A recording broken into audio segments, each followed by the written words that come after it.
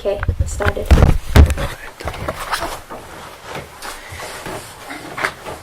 Welcome all NYU students and students around the world. My name is Radzivilovskiy, Deputy Opinion Editor at Washington Square News. On behalf of WSN, thank you, Professor Chomsky, for doing this interview. I also want to extend a special thanks to the Liberal Studies program for their support and to my fellow student Alice Sholto-Doulgas for her collaboration in the project and technical assistance today. Despite the impending blizzard and a cold, Professor Chomsky has generously obliged to readjust his schedule for this interview, for which we are indescribably grateful. Before I begin with the questions, I just want to note for the viewers that Professor Chomsky is the 8th most cited scholar of all time, joining the ranks of Plato, Aristotle, Shakespeare, and Freud. So on to my first question, and this is a topic that specifically concerns me as a student. Since the start of the Occupy movement, many protesters have put matters concerning rising tuition costs and student loans among the top of their demands. During her campaign, Jill Stein provocatively compared student debt to a modern form of indenture. And you have expressed a similar view, arguing that student indebtedness is a technique of indoctrination and control. Could you please elaborate on that? Well, the first question that arises is whether there's an economic necessity for student debt. Mm-hmm. I mean, I don't have to tell students what the numbers are. Right. It's over $1 trillion. It's beyond credit card debt. So is there an economic justification? Well, there are a number of ways of testing that. So, for example, we happen to be right next door to a poor country, Mexico. Quite a good university system. Mm-hmm. Doesn't have all the things we have. It's a poor country, but very high quality, high level of instruction. I've taught there, been there. Mm-hmm. It's free. Mm-hmm. There was an attempt by the government some years ago, 10, 15 years ago, to raise costs slightly. Led to a national student strike. The country was practically closed down, and they backed off. In fact, last time I was there, about 2 years ago, there was an administration building that was still occupied by students from the student strike long before it had been turned into a community center. That's Mexico, a poor country. Just in our northern border, in Quebec, where tuition is higher than Mexico, there is tuition, but it's not at our level. There was an attempt by the government a couple of months ago to raise the tuition. There was a student strike in Quebec, joined by much of the population. It led not only to backing off on that proposal, but actually to a change in the government. A lot of changes, the protests against neoliberal policies and much more. There are rich countries that have very high level educational systems. Among the highest are Finland and Germany, both free. If you go back in American history, you go back to the 1950s, it's a much poorer country than it is now. But tuition wasn't exactly free, but it was pretty close to it. Mm-hmm. And under the GI Bill, a huge number of people went to school at government expense, meaning no tuition, essentially, very low fees. I mean, I was a student back in the 40s at an Ivy League college, and tuition was about $100, maybe equivalent of $800 today or something. These comparisons suggest very strongly that there's no real economic reason for high student debt. So we have to then ask what it's doing. Well, it is part of a much more general process. Over the past generation, essentially 30-odd years, there's been a major assault on the population. Mm-hmm. Basically, the neoliberal era That's one of the reasons why there's now a slogan, 1%, 99%. We're back to levels of inequality that among the highest in history before the the Great Depression. There's been economic growth during these years, but it's overwhelmingly gone into very few pockets. Since by now, latest figures I saw, there are 400 people in the United States who have as much wealth, more wealth in fact, than the lowest 180 million.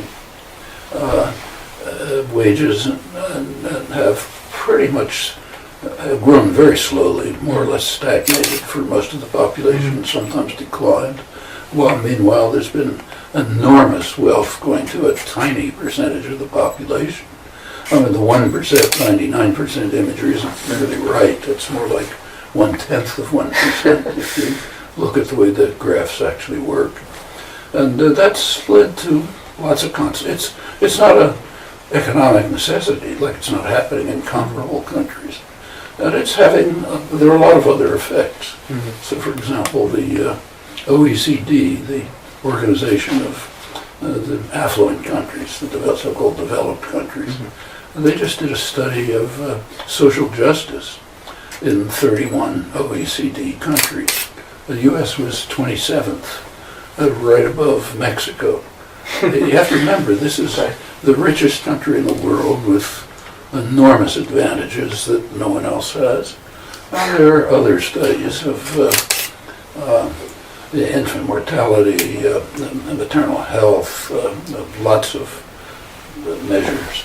And the United States is way down at the bottom of the rich countries, around 20th, 21st, which is just totally scandalous.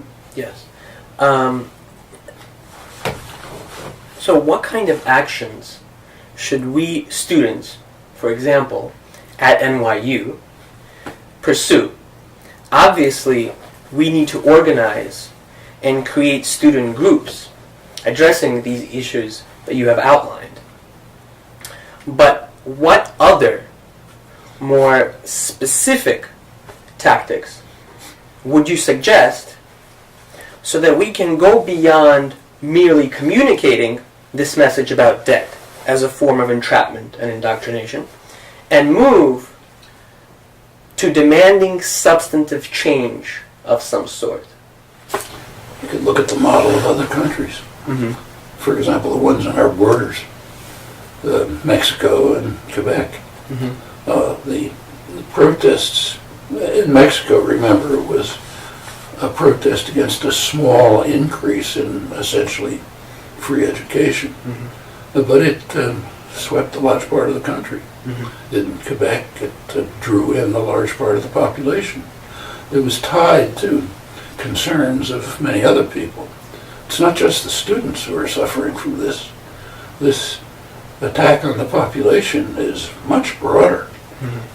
That's why you have a situation in which, like what I described, what you all know, the kind of stagnation or something like it for a large part, even the majority of the population, while there is growth. Especially for the poorer people, it's much worse. For the black population, the wealth was almost wiped out by the last recession. And if the student movement, in many places, in the United States too, historically, the student movements have been kind of in the forefront of large-scale social change. So, for example, the changes in this country, there's been a lot of progress in the country in the last 40 years or so. A lot of it came from student initiative. Take the civil rights movement. I mean, there's been a civil rights movement efforts for a long time. But one major spur to it was around 1960 when a small group of black students sat in a lunch counter, kicked out, arrested, brutalized, and others came. Pretty soon you had the Student Nonviolent Coordinating Committee, you had freedom buses, students from the north coming down. It wasn't the whole story, but it was the cutting edge of what became a mass movement that achieved some goals, not all, led to some goals. The women's movement, a lot of it came from young women organizing consciousness, raising groups, pressing demands. Finally it spread. The environmental movement a lot of it has come from student activism, not 100%. The anti-war movement, it was very clear, it was mostly students. And this is true of many other cases in this country and elsewhere. So the students can become kind of a galvanizing force, and not just for their own personal concerns of, I don't want to be in debt for the rest of my life, but because it's part of a general social problem.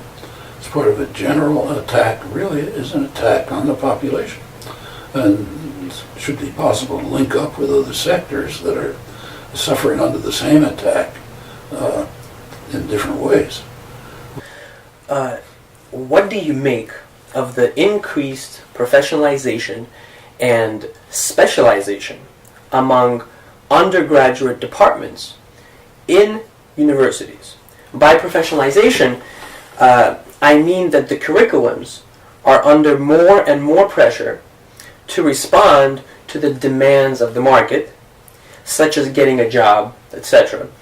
In addition, and in tandem with this in some respects, it seems that there's a great push to make some fields seem as much as exact sciences as possible. For instance, the humanities seem to be under great attack because they do not produce tangible outcomes and assessments that can be fit onto a balance sheet determined by market logic. What should happen to traditional humanities disciplines from your perspective, given these pressures? Depends whether we want to live in a civilized world or not. I mean, the wealth and richness of life doesn't come from having more gadgets in your hands. It comes from literature, arts, decent society, decent human relations, many other things that you can't put a number on. Marketization of life is another form of destroying it. This was well understood by the working classes in the early ages of the Industrial Revolution, in fact, all through their modern history. You go back to the 19th century, there's quite good scholarly studies of it. The British working classes, in Dickensian England, wasn't very pretty, had a very high level of culture. They were reading contemporary literature, what we call classics now, and the studies compare the proletarian culture with the Philistinism of the aristocratic culture. The same in the United States. You go back to the early industrial towns, right around here, in fact, eastern Massachusetts. The young women from the farms who were coming into the mills were bitterly condemned the fact that their culture was being destroyed. They were being turned into tools of production instead of independent women. An Irish artisan say a blacksmith in Boston, if he could get a little money, would hire a young boy to read to him while he's working. I can remember it. It went on into the 1930s. As a kid, my family were mostly unemployed working class, mostly in New York. A lot of them had never really had much formal schooling, a couple of years maybe. But they were going to Shakespeare plays, and they were talking about the Budapest String Quartet, discussing the latest debates in psychoanalysis between Freud and Steckel and every possible political movement. And there was working class education, in which incidentally a lot of quite good scientists and mathematicians participated. There was work written for workers' education. There were workers' education programs, a lot of it run by the unions and so on. A lot of that's been beaten out of people's heads, but it could be restored. And that's a decent society. If you go back to the 19th century labor press, which is very interesting, it bitterly condemned industrial society as turning people into, taking away their freedom, their independence, their integrity as human beings. In fact, wage labor in the mid-19th century was considered basically the same as slavery. The only difference was it was temporary. In fact, that was such a popular position that it was a program of the Republican Party in the mid-19th century. It was a program of the Knights of Labor, the huge labor movement that was forming. In fact, there was an interesting slogan that was emphasized by a lot of working people. The slogan that described what they called the new spirit of the age, that they're trying to ram down our throats. The new spirit of the age is gain wealth, forgetting all but self. That's been 150 years of massive efforts to try to indoctrinate people into that belief, but it's so inhuman and savage that it just doesn't work except at the periphery. But that's the marketization of every aspect of life is part of this. It's if you go back to if you look at the colleges, the state colleges in the country, a lot of them are actually reducing in order to preserve the profitability. Look at the bottom line, are actually reducing expensive programs where there are jobs. Like they're reducing engineering, computer science, and nursing because they're expensive, but they happen to be the programs with jobs, and turning to cheaper programs. And as you say, the humanities are the kind of marginalized. You can't put a number on developing creative writers or individuals who can enjoy, who can appreciate and contribute to the arts and general culture. And that's a very harmful effect on the society altogether. So you have to decide what kind of a society do you want to live in. I think these are among the reasons why the U.S. ranks so low in, say, general social justice.